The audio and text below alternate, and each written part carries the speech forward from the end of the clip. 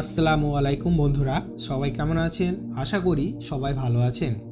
আজকের খুব সুন্দর একটি ভিডিও আপনাদের সামনে উপস্থাপন করব। ভিডিওটি হলো যে হযরত আলী রাদিয়াল্লাহু তাআলা আনহুর একটি বর্ম একটি ইহুদির কাছে গিয়েছিল।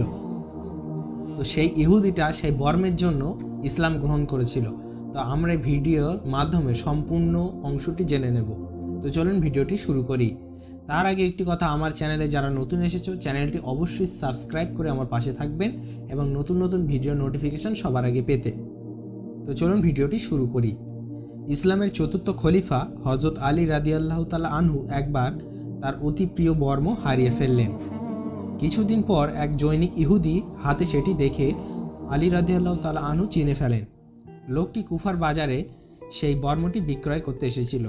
হযরত আলী রাদিয়াল্লাহু তাআলা আনহু তাকে বললেন, এই বর্মটি আমার একটি উটের পিঠ থেকে এটি অমুক রাত্রে অমুক জায়গায় পড়ে গিয়েছিল। ইহুদি বলল, আমিরুল মোমেনিন, ওটা আমার বর্ম এবং এটা আমার দখলেই আছে। হযরত আলী রাদিয়াল্লাহু তাআলা আনহু পুনরায় বললেন, ওটি আমার বর্ম, আমি ওটা কাউকে দানও করিনি আর কারোর কাছে বিক্রয় করিনি, এটি তোমার হাতে কিভাবে গেল?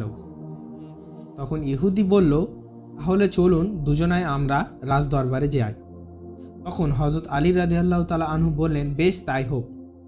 তারা উভয়ে চলে গেল বিচারপতি সুরাইয়ার দরবারে।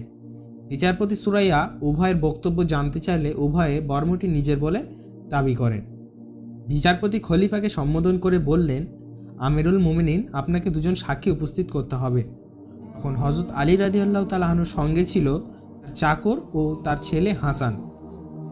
তো আলী রাদিয়াল্লাহু তাআলা আনহু তাদের দুজনকে সাক্ষী হিসাবে গ্রহণ করতে বললেন। সুরাইয়া বললেন, আপনার চাকর ও আপনার ছেলের সাক্ষ্য আমি নিতে পারবো না, কেননা বাপের জন্য ছেলের সাক্ষ্য শরীয়তে আইনে অচল। হযরত আলী রাদিয়াল্লাহু তাআলা আনহু তখন বললেন, কি বললেন আপনি? একজন বেহেশতবাসী সাক্ষ্য চলবে না? আপনি কি শোনেননি রাসূল সাল্লাল্লাহু আলাইহি সাল্লাম বলেছেন, হাসান ও হোসাইন বেহেশতের যুবকদের নেতা? সুরাইয়া বললেন, শুনেছি আমিরুল মুমিনিন, তবু আমি বাপের জন্য ছেলের সাক্ষ্য গ্রহণ করব না। তখন হযরত আলী রাদিয়াল্লাহু তাআলা আনহু ইহুদিকে বললেন, ঠিক আছে, বর্মটি তুমি নিয়ে নাও, আমার কাছে এই দুজন ছাড়া আর কোনো সাক্ষী নেই। ইহুদি তখন বলল, আমিরুল মুমিনিন, আমি স্বয়ং সাক্ষ্য দিচ্ছি যে ওটা আপনার বর্ম। কি আশ্চর্য! মুসলমানদের খলিফা আমাকে কাজীর দরবারে হাজির করে আর সেই কাজী খলিফার বিরুদ্ধে রায় দেয়। এমন সত্য ও ন্যায়ের ব্যবস্থা যে ধর্মে রয়েছে, আমি সেই ধর্ম আজকেই গ্রহণ করলাম। অতঃপর বিচারপতি সুরাইয়াকে সেই ইহুদি জানালো যে খলিফা সিফিন যুদ্ধে যাওয়ার সময় আমি তার পিছু পিছু যাচ্ছিলাম। হঠাৎ তার উটের পিঠ থেকে এই বর্মটি পড়ে গেল, আমি তখন সেটি তুলে নিই। হযরত আলী রাদিয়াল্লাহু তাআলা আনহু বললেন, বেশ, তুমি যখন ইসলাম গ্রহণ করেছো তখন আমি ওটা তোমাকে উপহার দিলাম।